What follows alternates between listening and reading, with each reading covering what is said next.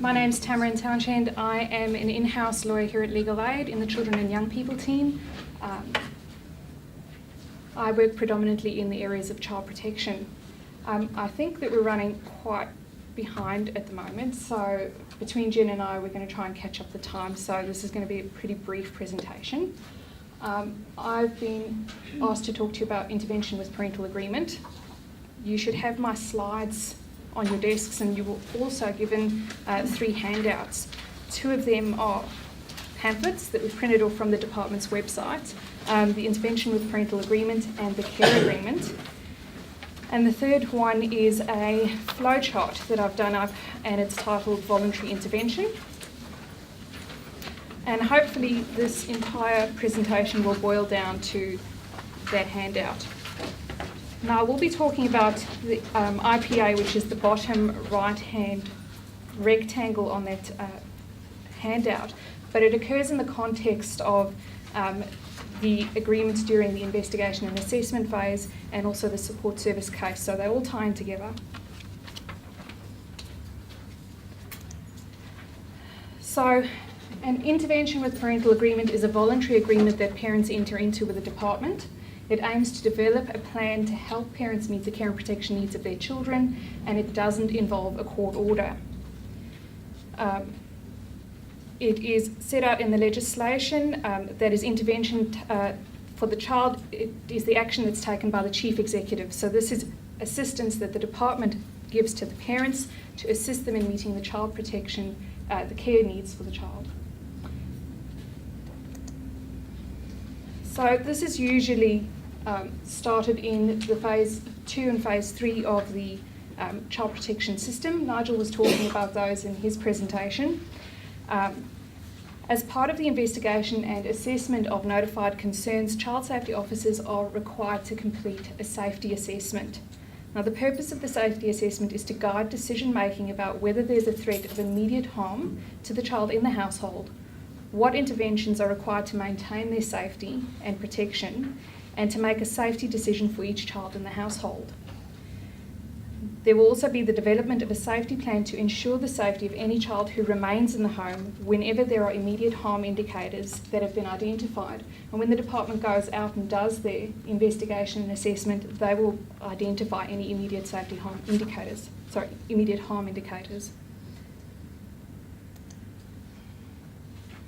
So if the department have assessed that there's an immediate threat in the household, they need to take action to ensure the immediate safety.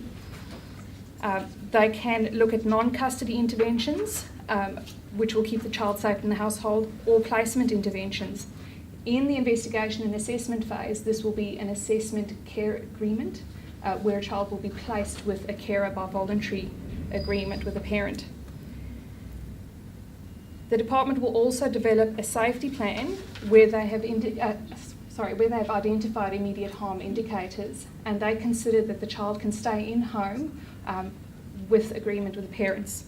So a safety plan will outline what the parents and other people must do immediately to ensure the child's safety in the home. They will contact other parties to confirm their willingness, ability and suitability to be involved. They'll include details of how the plan is to be monitored, and including how frequently the plan is to be monitored and who's responsible for what actions.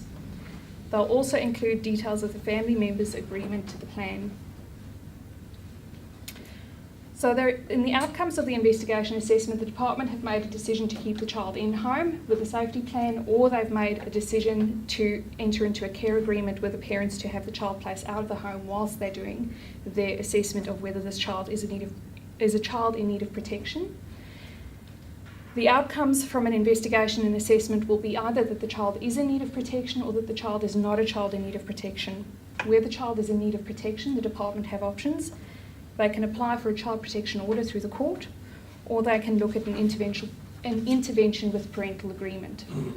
Where they assess that the child is not in need of protection, they can take no further action, or they can open a support service case, which will be discussed right at the end of this presentation. So if the department determines that the child's in need of protection and they need to provide ongoing help, they are obligated to intervene to meet the child's care and protection needs. They need to consider an IPA as the least intrusive order, For the department to be able to enter into an IPA, they need to be satisfied that the child's parents are willing to work with the department, and that it's likely that by the end of the IPA, the parents will be able to meet the child's care and protection needs by themselves. The department must also consider the child's views and wishes. If the department makes an assessment that the parents are not willing and able to work with the department on a voluntary basis, or that the parents are unable to meet the care and protection needs at the end of the intervention, they will consider applying for a child protection order through the court process.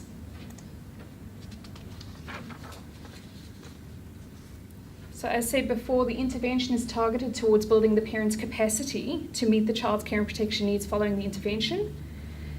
The plans are usually of a short duration. They're up to 12 months. The legislation doesn't set out a maximum time limit. However, the department will consider that if a parent is unable to meet those care and protection needs within 12 months, an IPA may not be the most suitable intervention. As Elaine was saying previously, if the child is an Aboriginal or a Torres Strait Islander child, the recognised entity must be consulted.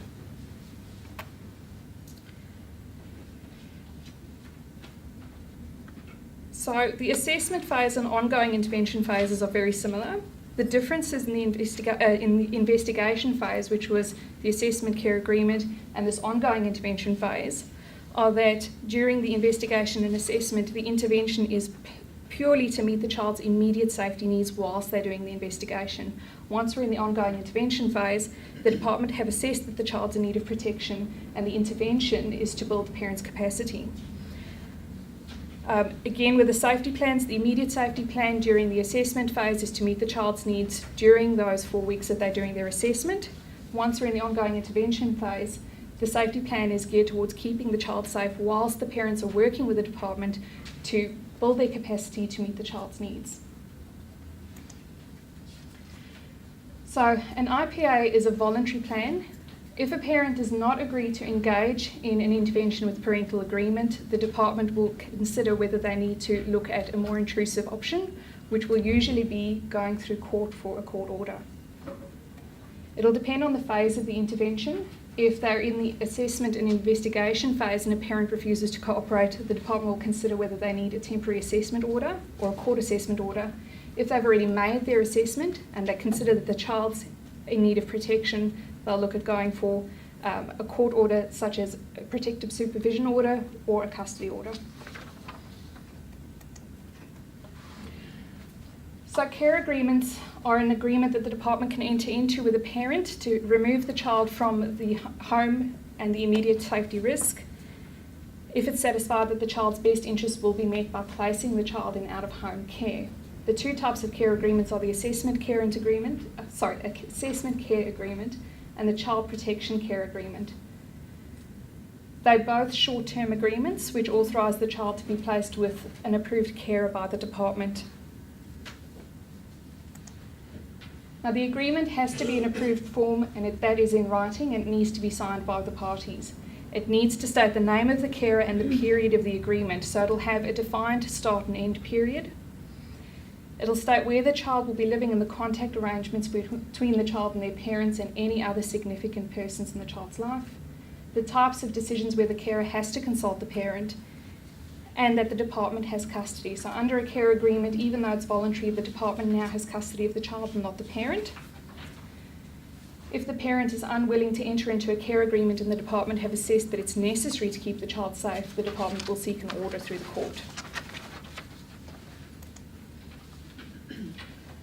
So the assessment care agreement runs during the investigation and assessment phase. It's purely for the department to do their investigation to make a decision whether the child's in need of protection. So the duration of the agreement is less than 30 days, equal to or less than 30 days, and it cannot be extended. It's very similar to a court assessment order in its time frame and its purpose. The child protection care agreement is once the department has made a decision that the child is in need of protection. It has an effect for the period agreed to by the parties, so it is as long as it's been agreed to by the parties. However, the first agreement is equal to or less than 30 days. Now, the department can't enter into a care agreement with the parent if, I struggle to wrap my head around this sometimes. If the initial period of the proposed agreement, so the 30-day initial agreement, the period of any other child protection agreement that has happened in the last 12 months, all of that together will exceed 6 months, the department cannot enter into another child protection care agreement. They would need to consider whether that is the most appropriate form of intervention and whether they need to go for a more intrusive form of intervention. So again, if a parent does not agree to a care agreement, depending on the stage of intervention, the department will consider whether they need to go for a temporary assessment order, a court assessment order, or a custody order. The department is likely to assess that an IPA is not the least intrusive order, as the child is not being protected from harm and the parents are unwilling to work with the chief executive if a parent is not willing to agree to this agreement.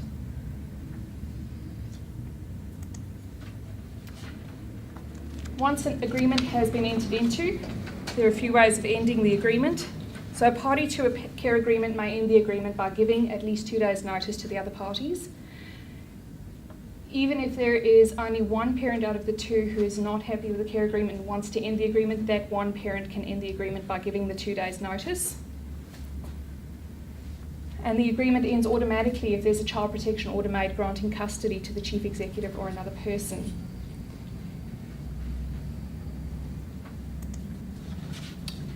So if the department do their investigation and assessment and they decide that the child is not a child in need of protection, they can open up a support service case.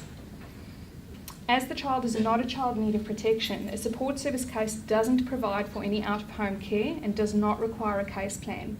The IPA, because the child is in need of protection, the department still need to do a case plan. There's no case plan required for a support service. The department must obtain the consent of the child's parents, the young person or the pregnant woman before a support service case can be opened. And if the child is an Aboriginal or Torres Strait Islander child, the recognised entity must be consulted. If it is an unborn child, the pregnant woman's consent must be obtained before a support service case can be opened. Where a support service case is opened, there will be a support plan developed. The goal under this plan depends on the type of support service case that's opened. There can be a child and family support service case where the department is doing intervention with the entire family. The unborn child support service case where they've identified that there is likely to be a risk to the child once born. And a young person support service case, which is usually for children who are transitioning out of care and need some extra assistance to be able to get on their feet. So with a child and family support service case, the goal is to support the family and reduce the likelihood of future harm to the child. With the unborn child, the focus is on the protective needs of the child after birth, and the interventions are aimed at reducing the risk to the child once it's been born. With the young person, the support plan will address significant issues that remain after transition from care, and those are things like accommodation, education, and employment needs. The way that a support plan or a support service case is ended with a young person and a pregnant woman, it's when the goals are met or the young person or the pregnant woman withdraws consent.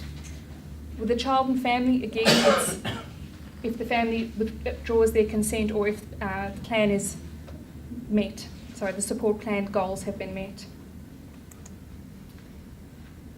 So if the department determine that a child is not in need of protection but they want to open a support service case and the family, young person or the pregnant woman does not want to consent to a support service case, the department will need to assess whether that changes their assessment of the child's risk that the department will be exposed, that the child will be exposed to, and whether the current intervention is appropriate.